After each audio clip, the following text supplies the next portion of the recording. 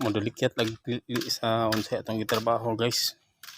Kung ipakita ninyo kung unsay akong gikalingawan rong mga panahon.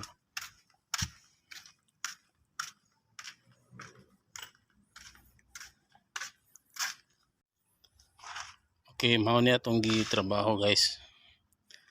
Kani siya dili gini siya dump truck. Cargo ni siya, cargo type nga truck. Yun ato gi-convert into dump truck. Kay ano siya? 4-wheel drive. So ato siyang gitauran ani kining dump hoist. Yang giputlan nato diri sa likod.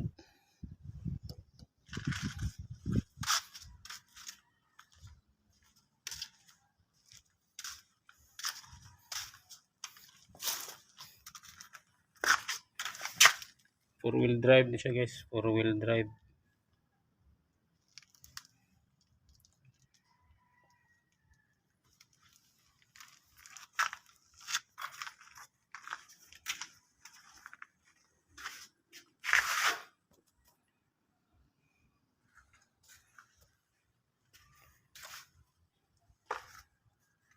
Isuzu F4BE1 ang engine.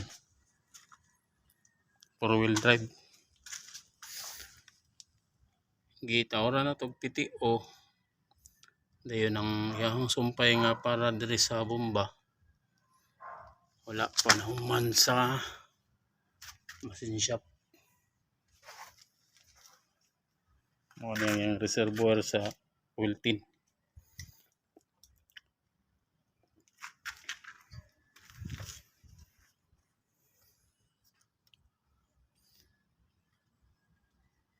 Hopefully next week murag ma-forma na gini. Maabot na tong mga pisa nga gi-machine shop. Gamay na lang gini kuwang. Maabot tong bomba, maabot tong profiler ani niya. Mataod na gito niya.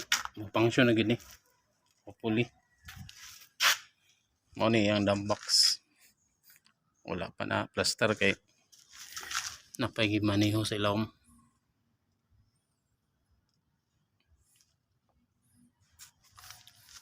Simpleng trabaho lang gud. Trabahong pinobre ba? Trabahong pinobre niya. Hugaw pingit klases trabaho pero okay ra kay marangal man.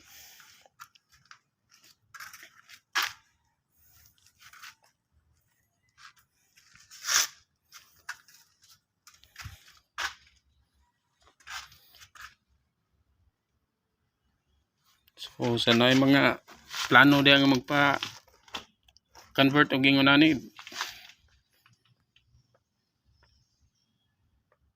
Kontak lang mo kay ato nang suwayan.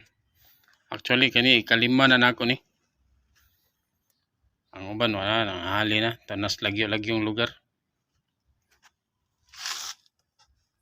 Ano ni? Okay.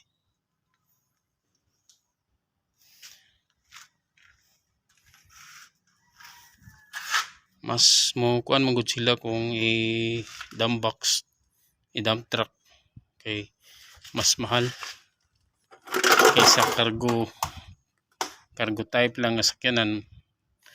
Makabot million, 800 to 900 lang. While kung ilang i-dump truck, ang lowest price sa dump truck sa ingunani nga 4-wheel drive is 1.3 million. Muna nga i-convert kito kuan kasagaran kay mahal.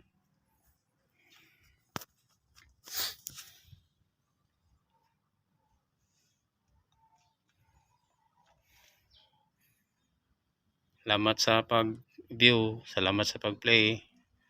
Yeah. Like pud taon.